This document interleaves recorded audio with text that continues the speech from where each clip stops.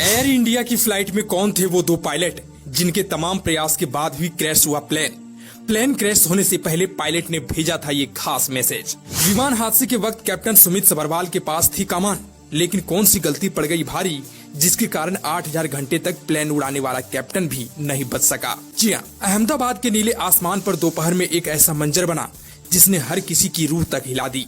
हजारों फीट ऊपर उड़ान भरने वाला बोइंग 787 ड्रीम लाइनर, जो लाखों भारतीयों के लिए सपनों की उड़ान का प्रतीक माना जाता था, कुछ ही मिनटों में मौत का परचम लेकर नीचे गिर पड़ा। सपनों का वो जहाज जो लंदन की ओर उड़ान भर रहा था, अहमदाबाद के मेघानी नगर इलाके में तबाही बनकर टूटा। एयर इंडिया की फ्लाइट आज भारत के विमानन इतिहास का काला अध्याय बन गई। इस हादसे की सबसे दर्दनाक बात यह रही कि विमान को उड़ाने वाले कैप्टन सुमित सभरवाल भारत के बेहतरीन पायलट्स में गिने जाते थे। 8200 घंटों की उड़ान का अनुभव रखने वाले ये कप्तान सिर्फ पायलट नहीं था, बल्कि लाइन ट्रेनिंग कैप्टन भी था। यानी वो नए पायलट्स को ट्रेनिंग देने का काम भी करता था। उसकी जिम्मेदारी सिर्फ विमान उड़ाना नहीं, बल्कि दूसरों को उड़ाने के लिए तैयार कराना भी था।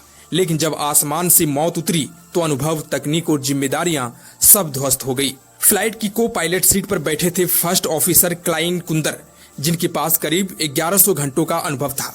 हालांकि उनके करियर का ये उड़ान उनकी सबसे डरावनी और आखिरी उड़ान साबित हुई।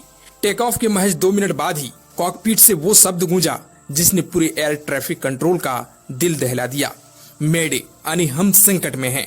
दरअसल मेडे कॉल एक तरह का इमरजेंसी मैसेज होता है। पायलट इसे तब देते हैं जब विमान किसी गंभीर खतरे में हो और यात्रियों या क्रू की जान को खतरा हो, जैसे कि इंजन फेल होना, हवा में टक्कर का खतरा जैसी स्थिति।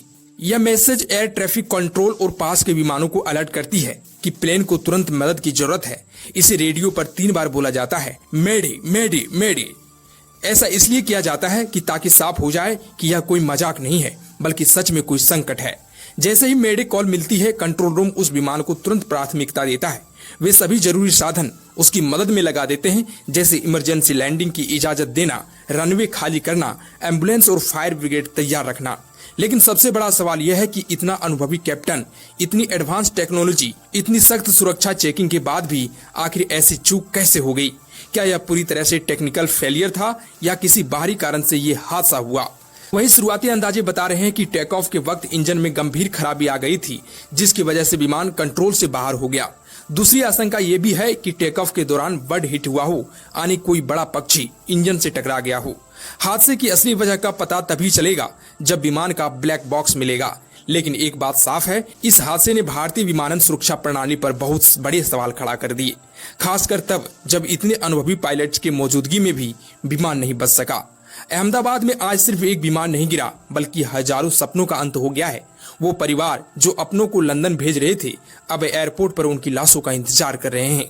कैप्टन सुमित सभरवाल, जिन्होंने अपने करियर में ना जाने कितने